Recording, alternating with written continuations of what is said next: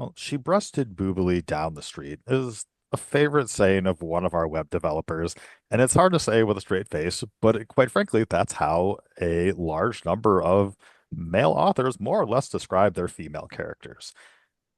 And that's kind of messed up. That's kind of wrong.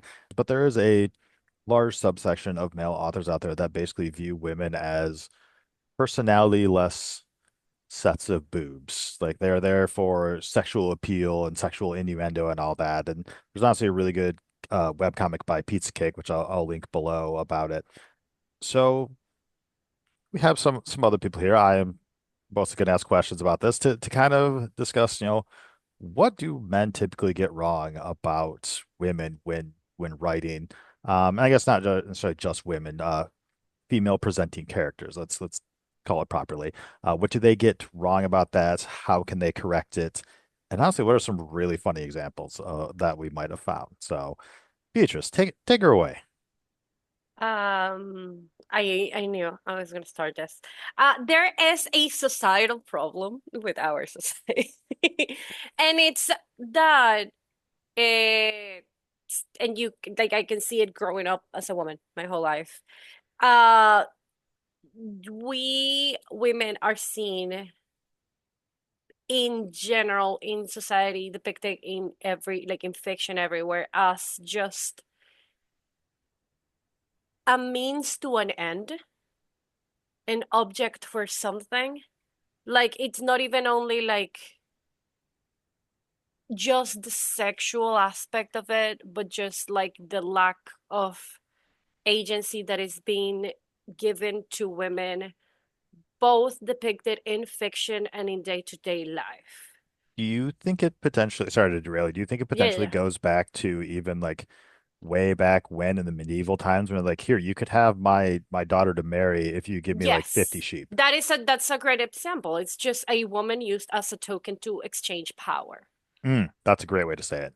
Yeah, 100%. And it's something that you see. I was actually talking about this in therapy. It's so ingrained that like women are not seen as the same quality of human as men. And again, like female presenting people, male presenting people, and like people that all of the people that exist in the middle have it probably way rougher. Because it's even more out of what the people that usually are in power want to kind of like force beliefs on, that you grow up when you're AFAB, you grow up knowing that there is not enough spaces for you as they are for your counterparts.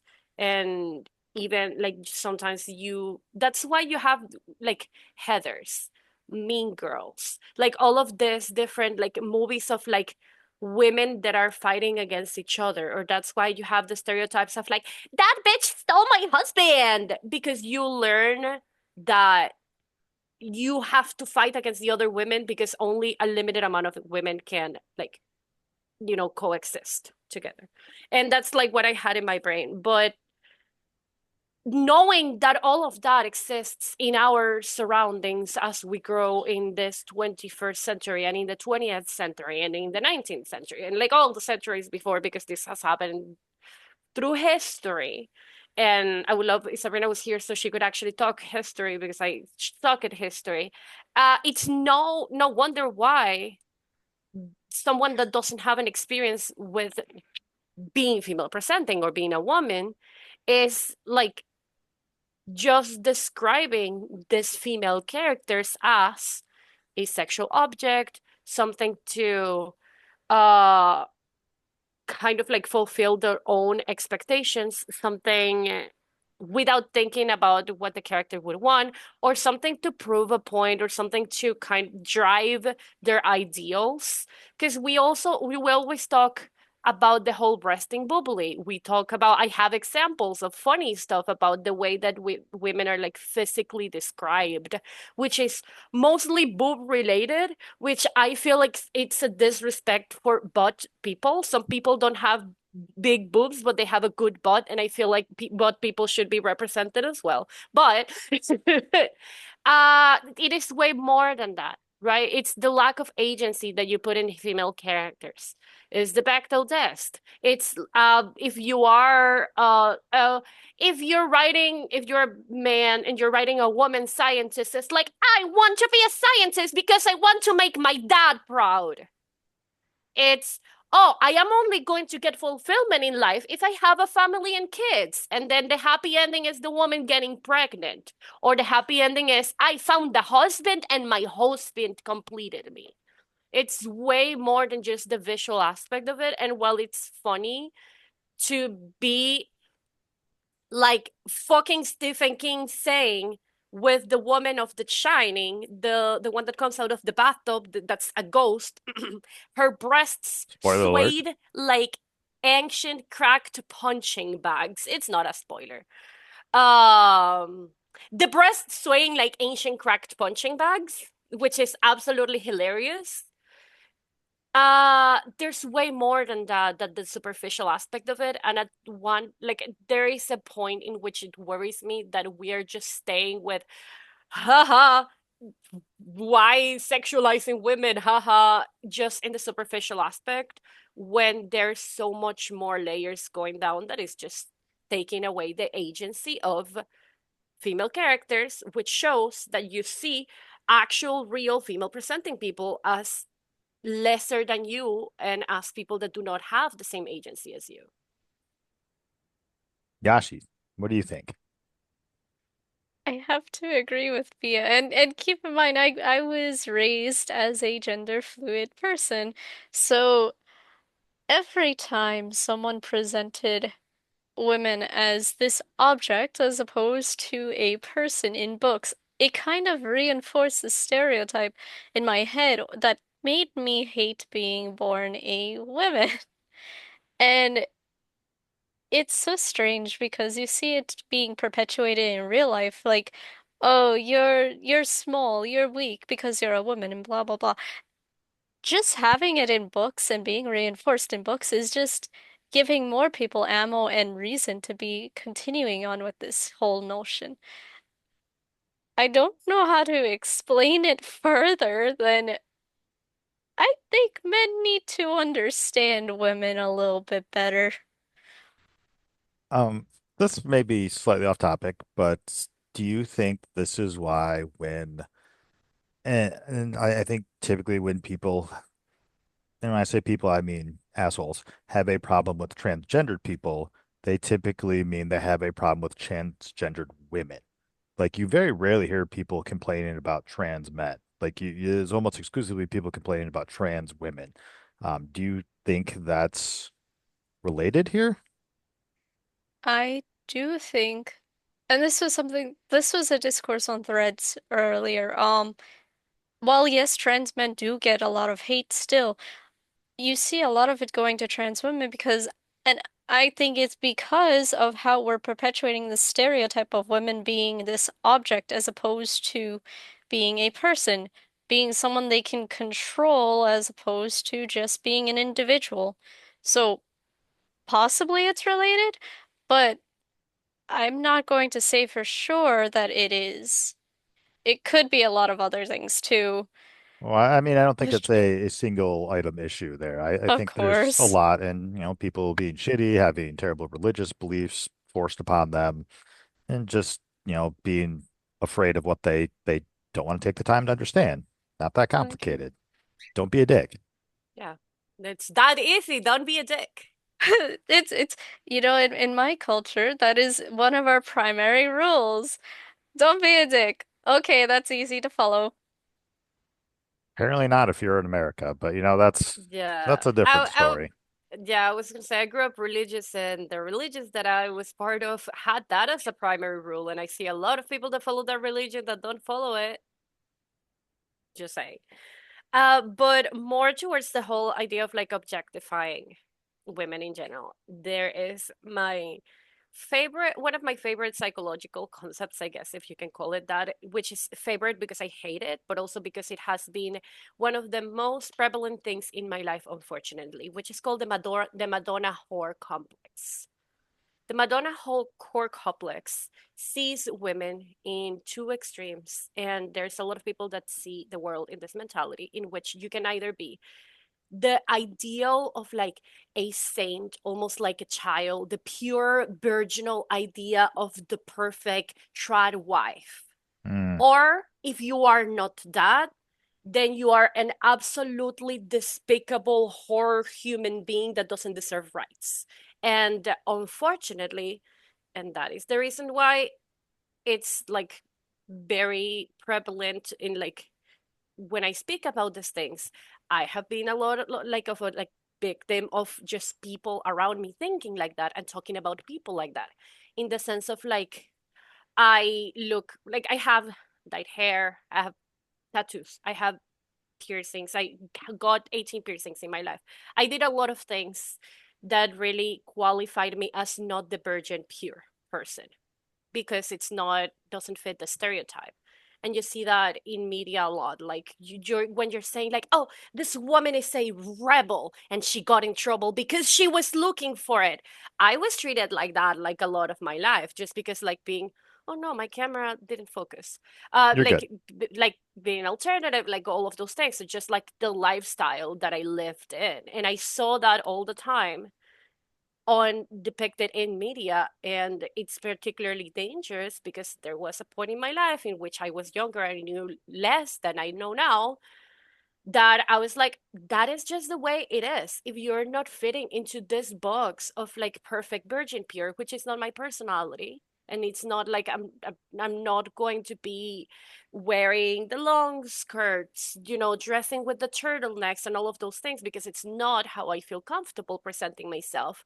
I know I will be treated like I am lesser than the person that is acting like that. You can even see fucking Manic Pixie Dream Girls. This Ramona Flowers, perfect example, which I love Ramona Flowers. This ideal of like, oh, she's just a little bit too quirky. And it's okay because she's just so fun, and her entire life revolves around the main character, but she's not like the other girls. Hmm. So it's the idea of like perpetuating the pick me, perpetuating stereotype after stereotype after stereotype, in which female presenting people can only be these extremes, and they are like all of the grace, all of the things that make them unique are taken away from them and completely diluted.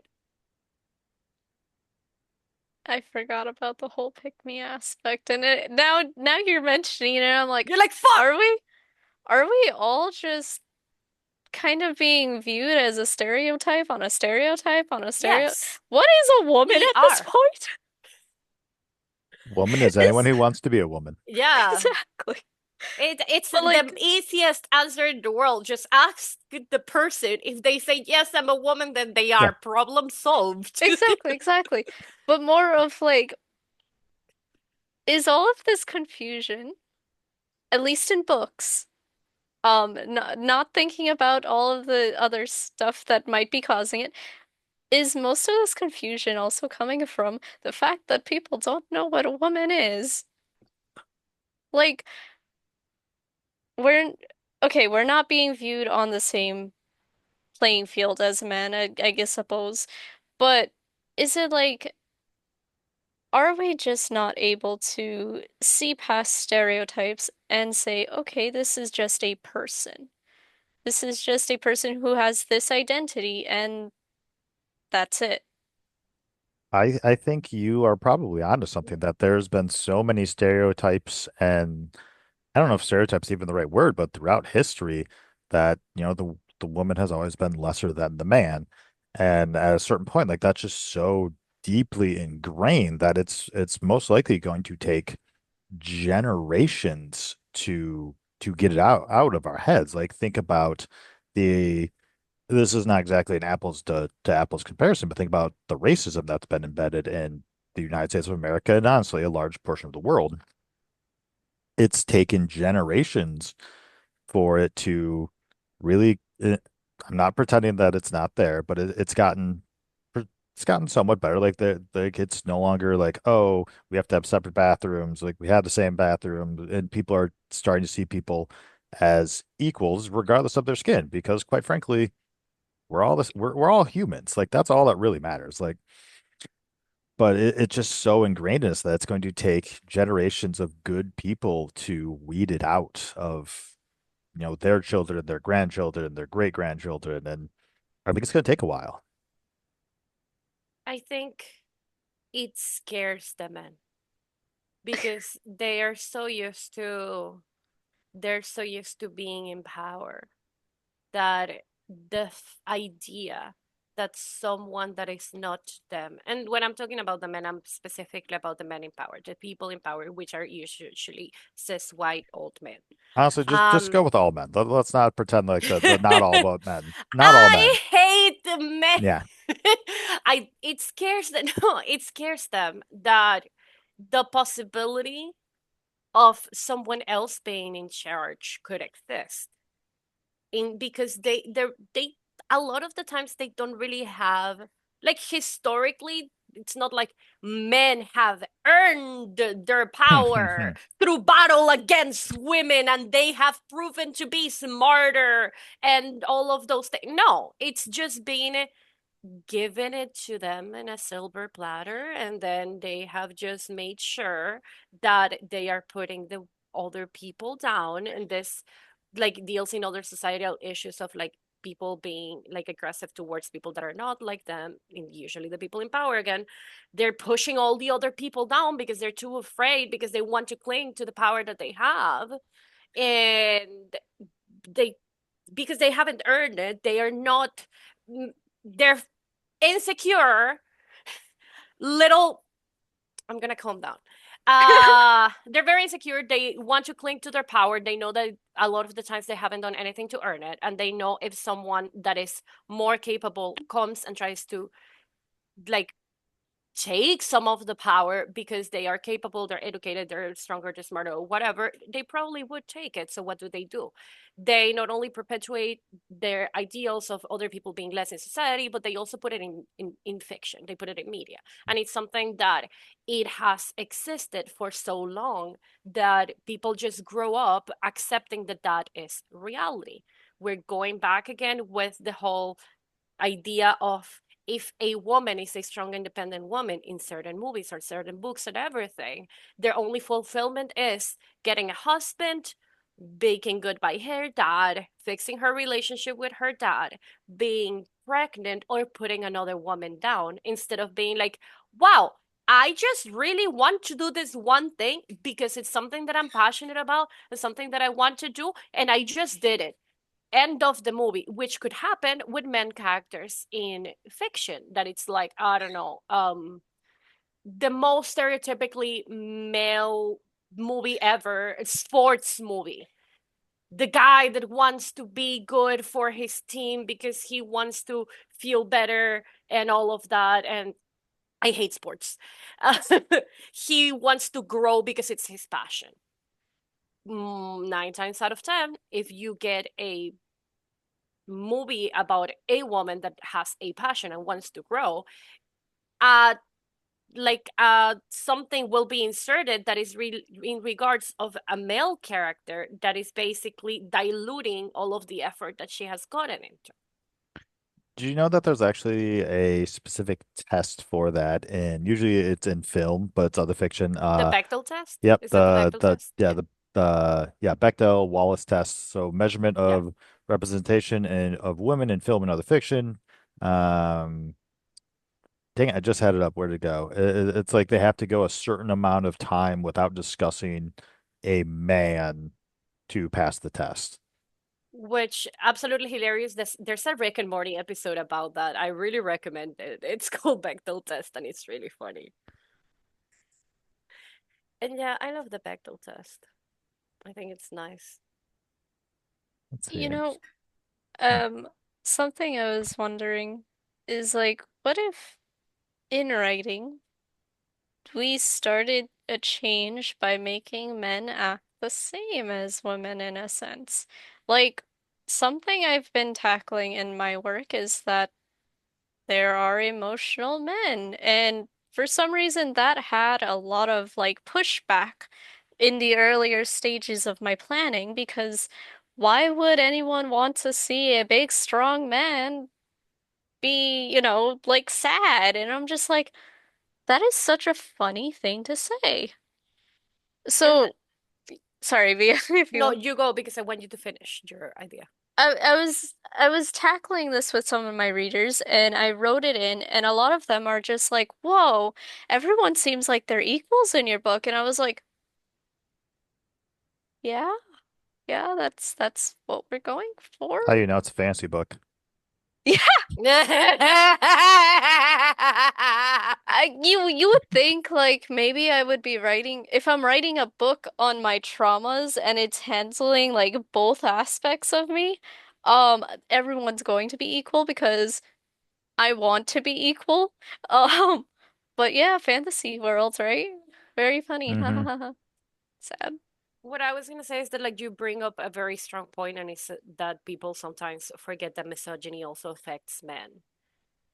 And it's something that is extremely important because by creating only male depictions of stuff in media of like the guy that never emotional, the one that has to always hold it up together, the one that always has to come to the rescue, the one that cannot have stress, the one that cannot have days, the one that is like the ideal of masculine perfection, is putting a lot of pressure on men too. The same way, like it just should be abolished.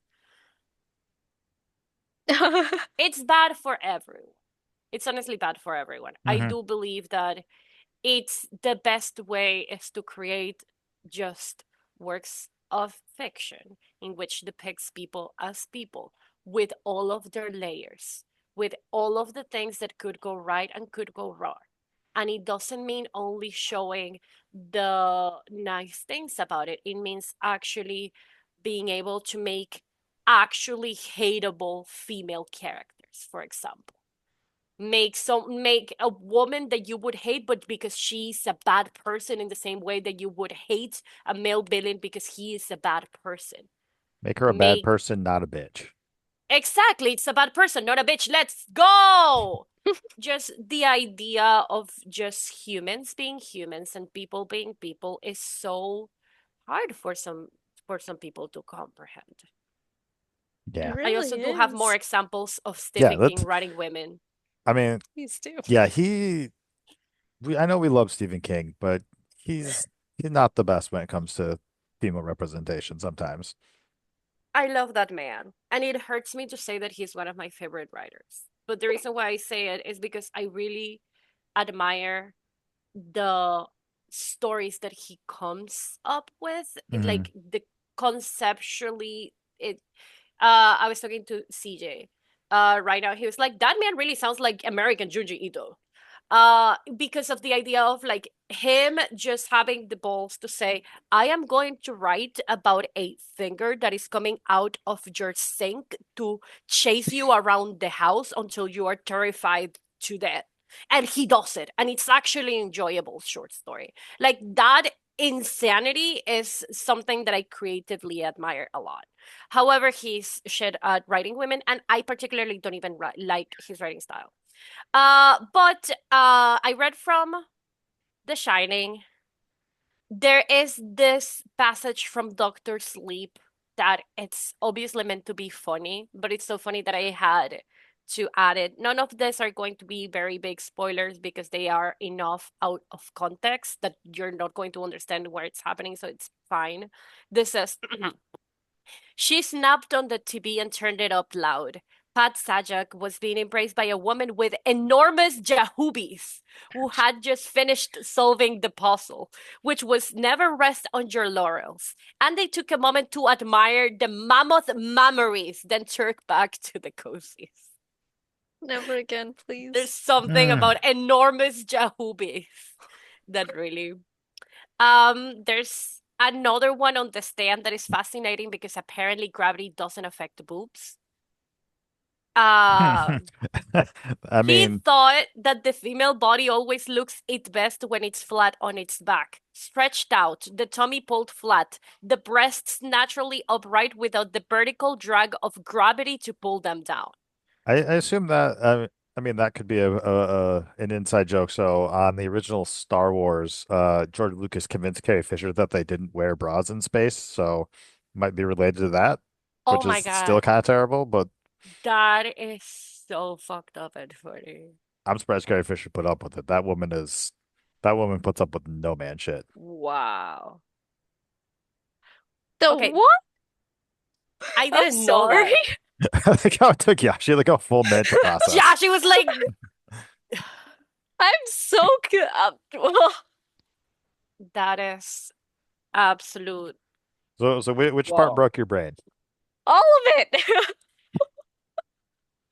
I'll send you the story later. Yeah, I don't know how George Lucas convinced Carrie Fisher of this, but yeah, and Carrie Fisher is a badass too, so he must have been very convincing. I'm Yeah. probably going to, like, literally after this podcast, send you a Google it message that. like, my brain is still processing. Like, what? Okay, I have one last one, and this one is to be taken a little bit more seriously because it's actually not like a joke and it's describing children and it's very it makes me feel very uncomfortable. It's the Institute, which again is very unfortunate because I really like the Institute as a book itself. It's a book of children that develop superpowers and Never read that one. the government kidnaps them to use them for their own advantage because they're the superpower children and they force them to develop the superpowers. It's like a little farm of superpower children, and it's the children trying to escape the institute. But the way that the girls are described versus the way that the boys are described is just so heartbreaking to me. um when Herb and Eileen turned to the school that afternoon, Luke was driving around in front of the pickup lane with four other kids, two boys and two girls. They were laughing and talking animatedly. Is that how you say Yeah, animatedly? animatedly. Okay. Yeah. Animatedly. To Eileen, they looked like kids anywhere. The girls in skirts and leggings, their bosoms just beginning to bloom. Luke and his friend Rolf in baggy cords, this year's fashion statement for young men, and T-tops. Why do we have to talk about the girls' boobs? Why? Why can't you just say they were wearing blank and the boys were wearing blank? Why is that necessary? I'm going to kill some. Can I join you? Well, I mean, you Yes. also got to remember this is the man who, in It, when he wrote It, in order to seal away the demon clown, and spoilers alert, all the kids had to have an orgy with the one female character. Which was also a very abused female character, by the way. I Hmm. would know because I read it two times and I saw the Yeah, movie like five times. Which movies were again, really I good, hate but yeah, myself yeah, sometimes. like she was clearly about to be like borderline about to be raped by her father or stepfather, something like that, and Yeah. then was in abusive relationships for the rest of the time after that until she got with one of the other characters. But yeah, it was yeah, that part made me Justice feel for my real girl icky. Beverly. Yeah, I remember Beverly listening to that. I Marshall. was listening to that as an audiobook, and I'm driving and I'm on the highway and I know no one else can hear me. I'm still like turning down the volume because I don't want anyone else to know. Do you know what's the most fucked up part about it? Because unfortunately, again, I have it ingrained in my memory and I hate myself. Whenever that scene happens, I believe it's five kids. Yeah, Bev, sounds right. yeah. At least five. Um, she only enjoys everything with two of the kids, which are the kids that like she kind of liked because there was also like a little love triangle Hmm. going off, which is also fucked up because they're 12. Why are Yeah. you going to write a love triangle between 12-year-olds? But also after that in the book, it is very specifically described how there is an emptiness inside of her. And even though she is now all of the parts of herself now belong to herself now, which is an entire statement to digest, it also says that there is some sort of melancholy of missing what was happening and wanting to get that again.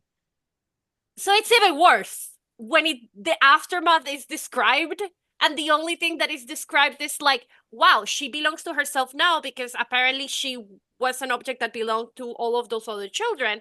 And also, she now sees the thing as something to be melancholic and nostalgic about. I hate my life.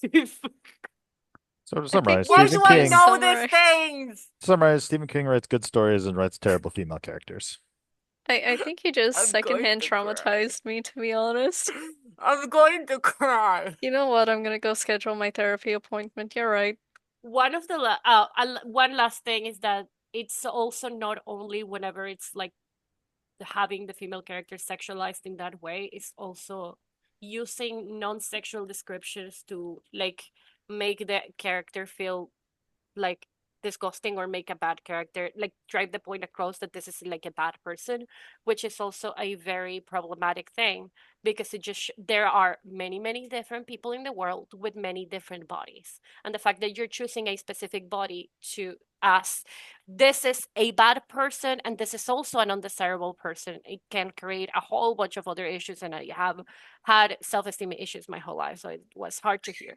But the Mystery, another Stephen King book, because I was researching Stephen King on it. And honestly, the reason why I did it is because I've read so much of his shit. I am going to be well versed in the context. She is described, Mystery is, without spoilers, just the blurb of the book, a woman that is very infatuated with this writer because of the books that he writes. She finds him because he got into an accident, and she basically kidnaps him and has him like she forces him to continue writing in her house because he wanted to give up on that series of books. She's the villain of the story, and she's someone that does a lot of things that are very bad. She hurts him physically and psychologically in many ways, and she's a kidnapper. The way that she is described is as having no female curves. Why is it necessary for you to say this is a bad person? She is described as a very big woman with non-female curves. Why? Why are you not saying all of the other ways that she's described that are not related to her physical appearance? Like she is always working in the mud because she's a farm, so whenever she touches his wounds, her fingers are dirty and that infects his wounds. You know what I mean? Like, why are you using specifically the descriptor of her physical appearance, sorry, as being unwomanly to drive the point across that this is a bad person and this is a hideous person according to the like male character's point of view, and this is a disgusting person? Why are we doing that if we're describing just a human body? Make it make sense. I'm on Reddit right now looking at the discussion of some of the worst male writers for female characters. This is specifically in fantasy. The one Oh that no. comes up a lot is Piers Anthony, um, Jim Butcher from the Dresden Files, which I love those books. And now that I'm thinking back, I'm like, yeah. A lot people are throwing out Brandon Sanderson a lot. I didn't see Stephen King on here, but also I don't know if you'd really call him I don't know if you really call him a fantasy author. I think he typically almost always gets lumped in with horror, despite the fact that, Yeah, he you know, has only written yeah. very few fantasy things. There's some that I'm not familiar with. Brent Weeks, Terry Goodkind. So a lot of people mention the Gore books, Gor, who I'm not familiar with. So there's a lot. Robert Jordan of the Wheel of Time, Frank Herbert. So basically anyone who's written fantasy in the last like I'll say like 60 years, you can just assume is probably at least borderline problematic. And, sure, you could make the excuse that that was the culture that I grew up on, but still, be better. I would like to. There's Oh, go on. No, no, say it because mine was like a final statement. I was gonna say that there's literally nothing stopping these people unless they're dead. Um, that there's nothing stopping them from changing the way they write these characters now as opposed to how they did it before. Like you could say, yeah, they didn't they grew up on that culture back then. There's nothing stopping them from changing it now. The culture has changed so much in these years that you can just fix it with a simple type of your keyboard. It is stopping. Something is stopping them. The willingness to change and the willingness to learn and understand. unfortunately. But That I And, just was, makes me sad. yeah. and on that note, we're going to draw to a close. So Wait, remember, wait, wait, wait, wait. I oh, wanted oh, something fine. to close. Oh, I wanted us to recommend good female characters written by female authors. If we have on the top of my head, I recommend I recommend these Violent Delights by Chloe Gong. I'm sorry, I always recommend the good book, but it's really good. But I'm also reading The Lunar Chronicles by Marissa Mayer, and so far I read Cinder and I read Scarlet, and I really like they are retellings of like um like children's stories. Cinder is by Cinderella, Scarlet is Red Riding Hood. And I really like the way that the female characters are depicted. They're very interesting. They are people with full personality. Same thing. In this Violent Delights, they all suggest you particularly would like this. Is one of the best recent depictions of a trans character that I have seen in this Violent Delights because it's only glazed over in a detail because the character is so much rich of personality and beauty that the fact that they have a different gender identity than the rest is such a very very small part of all of the things that compose this character, and I just think that is so beautiful. I'm gonna cry, and I just think it's so beautiful. We talked about Mexican Gothic before. I also really recommend Mexican Gothic because it starts with the whole idea of like the woman that is going to the ball with her boyfriend, but she doesn't want to marry him. But the dad wants her to marry, and then she just goes into a completely like the book really bamboozles you into thinking like, oh, this is going to be some sort of like, I don't know, Mexican regency bullshit. And no, it's a complete horror story, bamboozles you. Like in the middle of it, it's like everything has to happen because your cousin is in danger and you have to save her. And it's like, whoa, all of those things are I personally really enjoyed the female characters in those books. I felt very connected to them. I felt like I was represented by like a lot of their life experiences or like the way that they thought or like all of the intricacies of what's going on inside their heads. And a video game that I would recommend is Life is Strange. Oh, I love those I games. I personally, it's one of my favorite games. It is a coming of age game that like just happens in high school, but you see the complexity of all of the things that the characters are going through, which are at first depicted as stereotypes. And it's one of those games that it's a choices based game. So you really only get to know the character if you choose to interact with them and if you choose to take the time to talk to them.